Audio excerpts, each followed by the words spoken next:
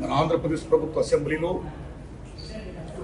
కొద్దిమంది పెద్దలు చేసిన కామెంట్స్ పై మెగాస్టార్ చిరంజీవి గారు స్పందించిన విధానం ఏమైతుందో అది సత్యం, 100% సత్యం, 100% సత్యం. అప్పుడు వైఎస్ జగన్మోహన్ రెడ్డి గారి హయాంలో ఆయన సీఎంగా ఉన్నప్పుడు, పేరు నాని గారు సినిమాటోగ్రఫీ మంత్రిగా ఉన్నప్పుడు ఇండస్ట్రీ నుంచి చిరంజీవి గారితో పాటు చాలా మందిని వారు ఆహ్వానించారు. అందులో నేను కూడా ఒకండి.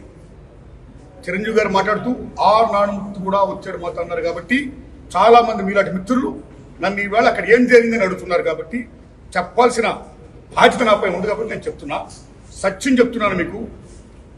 జగన్మోహన్ రెడ్డి గారి గవర్నమెంట్ మా సినిమా కళాకారులు కానీ చిరంజీవి గారిని కానీ ఎవరిని కూడా అవమానించలేదు, చాలా గౌరవించారు. సత్యం.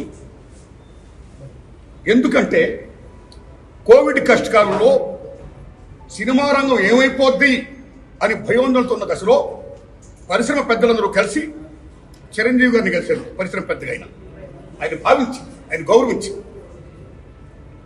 నన్ను ఆహ్వానించారు. చిరంజీవి గారు స్వయంగా నాకు ఫోన్ చేశారు కూడా. అదే సంస్కారం. అప్పుడు నేను ఢిల్లీలో ఉన్నా.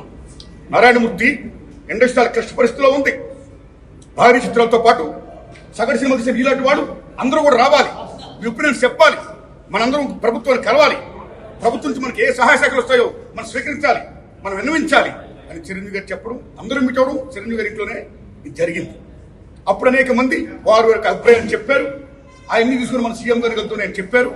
వారు సీఎం గారితో మాట్లాడారు స్వయంగా. అలాగే నేను కూడా పేరు నాని గారిని వెళ్ళి విజ్ఞప్తి చేసే బందర్లో. అలా చాలా మంది విజ్ఞప్తి చేశారు. ముఖ్యంగా చిరంజీవి గారు తీసుకున్న రోలు సెల్యూట్, హోల్ హార్టెడ్ టెల్లింగ్. పరిశ్రమ పెద్దగా వాటి బెస్ట్ రోల్ ఈ ప్లేట్ దట్ డే. ఆయన ఎవరు అవమానించాలా, చాలా గౌరవించారు. మమ్మల్ని ఎవరు అవమానించాలా, చాలా గౌరవించారు. మేమందరూ అటు వెళ్ళాం, సమస్యలను చెప్పాం. సీఎం జగన్మోహన్ రెడ్డి గారు సానుకూలంగా స్పందించారు.